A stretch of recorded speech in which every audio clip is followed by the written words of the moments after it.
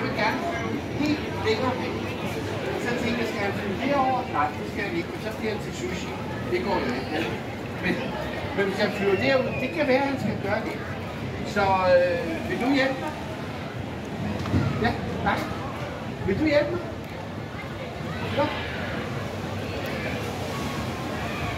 Hvad hedder du?